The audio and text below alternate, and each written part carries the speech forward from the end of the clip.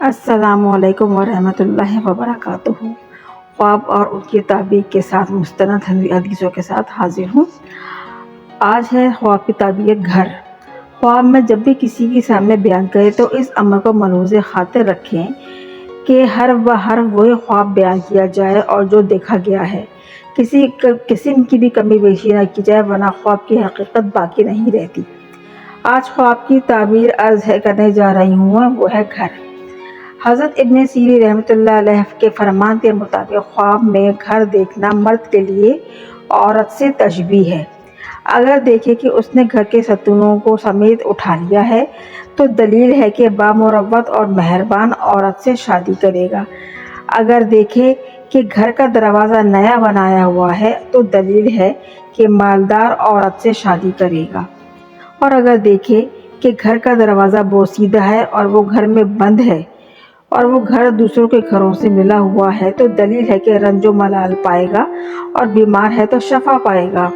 اگر دیکھے کہ گھر کا دروازہ خود توڑا ہے تو دلیل ہے کہ مال جمع کرے گا۔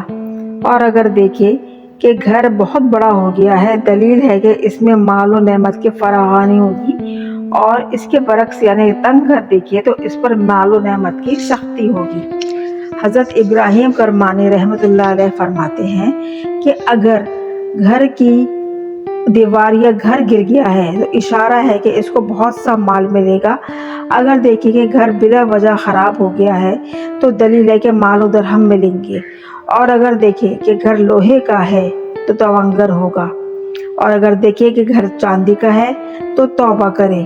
فرمان حق تعالی ہے کہ جو لوگ رحمان کے ساتھ کفر کرتے ہیں ان کے گھروں میں چھت چاندی کی اور دروازے چاندی کے ہوں گے۔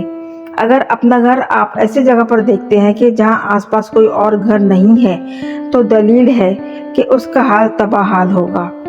یہ کچھ تعبیرات تھیں جو مستند ذرائع سے تلاش کی گئی تھیں۔ باقی واللہ اعلم بالصواب۔ جزاک اللہ۔